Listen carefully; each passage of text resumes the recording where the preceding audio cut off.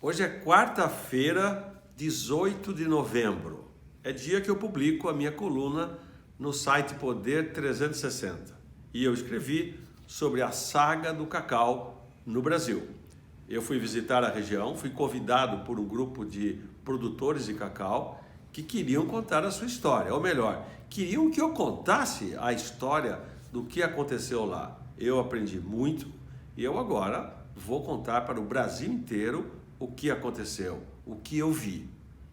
A saga do cacau no Brasil esconde um terrível episódio. A introdução criminosa da vassoura de bruxa no sul da Bahia. Se Jorge Amado fosse escrevê-lo, seria seu maior drama, uma traição contra a agricultura. Foi o que eu descobri lá. Descoberta em 1989, a doença, que é causada por um fungo, atacou violentamente os cacauais baianos sombreados pela Mata Atlântica. Em 5 anos, a produção caiu 75%. De maior produtor e exportador mundial, o Brasil se tornou importador de cacau. Das 225 mil toneladas que a indústria está processando nesta temporada, 43 mil toneladas se originaram da Costa do Marfim, na África.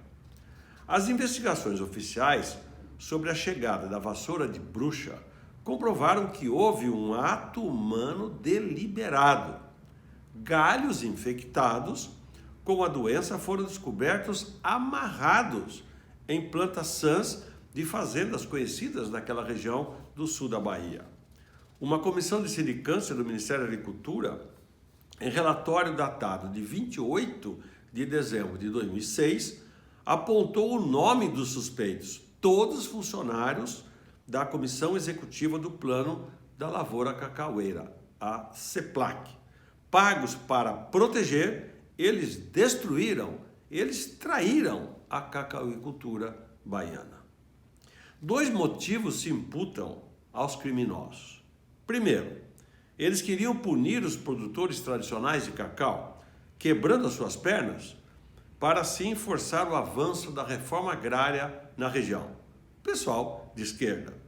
Segundo lugar, criaram um enorme problema fitossanitário visando tornar imprescindível a ação da CEPLAC, o órgão que lhes pagava os salários, que na época, em 1989, estava ameaçado de extinção.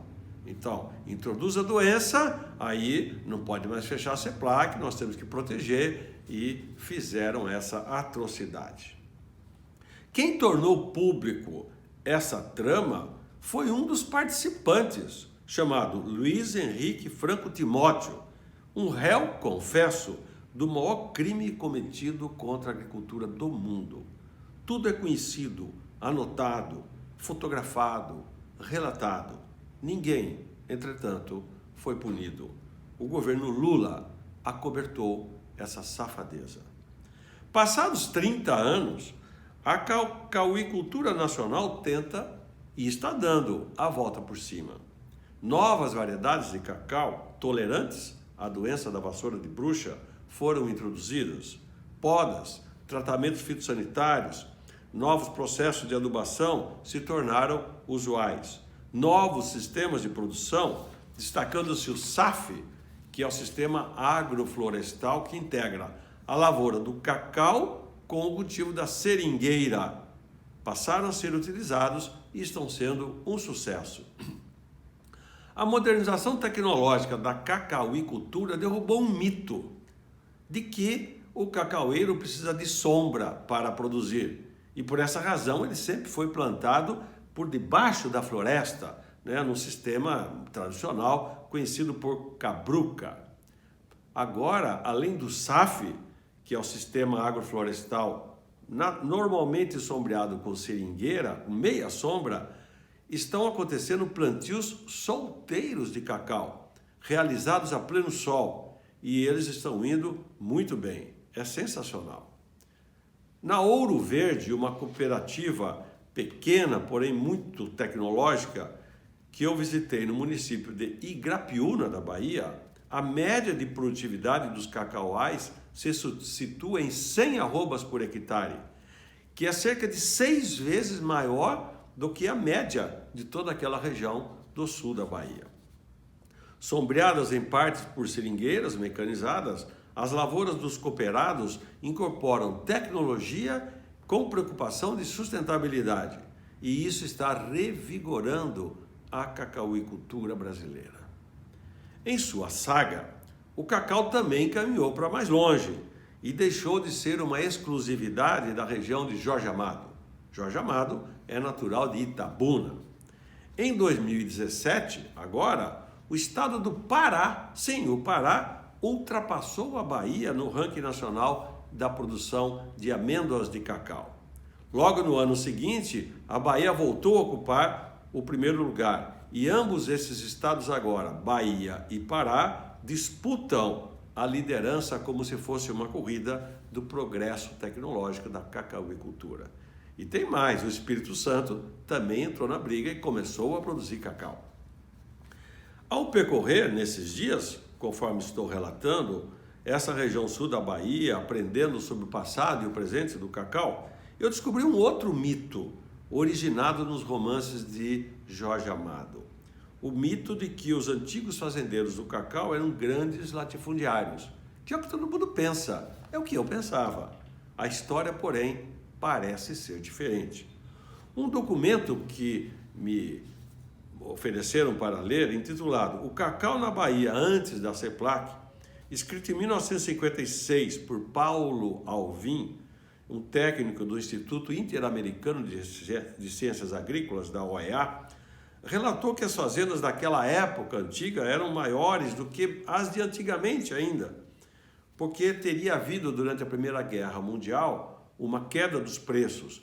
Então, as fazendas relatadas pelo Paulo Alvim na década de 50 eram maiores do que aquelas encontradas na década de 1920. Eram pequenas as propriedades, as lavouras de cacau. No plano de recuperação da lavoura cacaueira da Bahia, que é de 1995, aí sim existem informações mais precisas que eu coloquei nesse meu artigo hoje.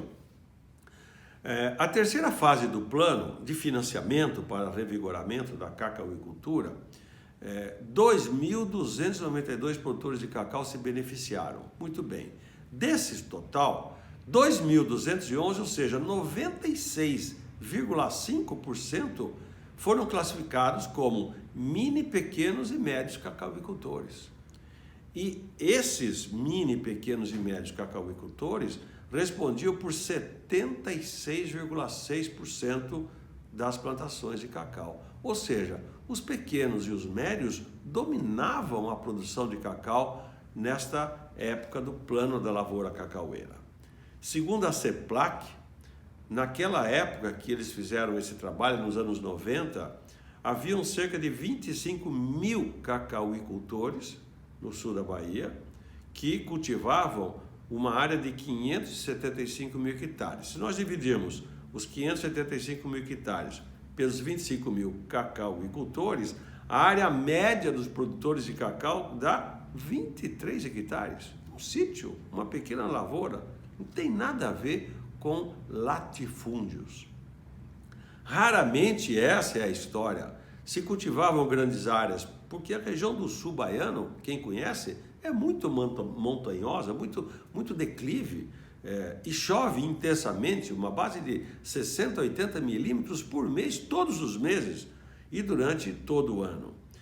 Sem mecanização, a colheita do cacau nessas condições era muito difícil e custosa, e por essa razão, grandes lavouras, semelhantes àquelas da economia canavieira, por exemplo, do ciclo da cana-de-açúcar, ou mesmo da economia cafeeira, basicamente em São Paulo, essas grandes lavouras no cacau foram exceção, não eram a regra. Mas quando você lê Jorge Amado, depois a novela da Globo, essas coisas que a mídia produz, dá a impressão que eram os coronéis, eram tudo grandão, e eram milhares de pequenos e médios produtores de cacau, e claro, sim, alguns maiores produtores, pelos relatos que me deram, com 300 hectares, 500 hectares, um ou outro apenas acima de 1.000 hectares de lavoura. Ou seja, nada a ver com os grandes latifúndios da história econômica do Brasil. Do ponto de vista agronômico, termino. A cacauicultura brasileira está finalmente dando a volta por cima da sua maior tragédia. Resta agora a questão política e jurídica. Um dia romperá a impunidade. Esta impunidade que está protegendo os criminosos da vassoura de bruxa. Tomare que sim.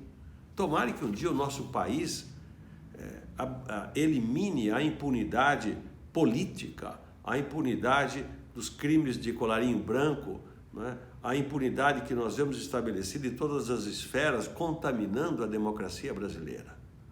O que eu vi lá, de perto, os relatos, os documentos que li, que foram dezenas, as conversas que fiz com produtores antigos, realmente me deram a comprovação de que foi cometido um crime atroz contra a agricultura.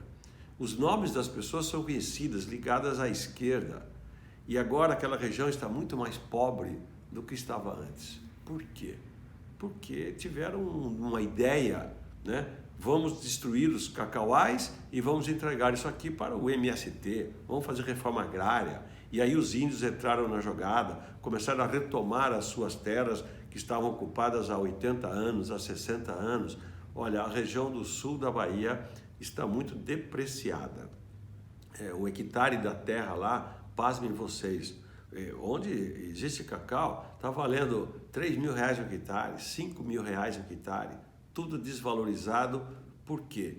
Porque se cometeu um crime contra a agricultura daquela região. Não deu nada certo e esse crime está acobertado. Mas eu não fui lá para falar do crime da vassoura de bruxa.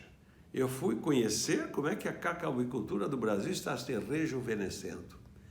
Então, é uma mistura do passado e do presente. O passado tem que ser apurado, é um problema político-jurídico. Tomara que se faça. Agora, sobre o presente e sobre o futuro do cacau, o que eu descobri, mais uma vez, é que o avanço tecnológico está mudando o patamar, está quebrando mitos. E a sustentabilidade da região continua preservada com os novos sistemas agroflorestais e com a proteção que eu vi das lavouras.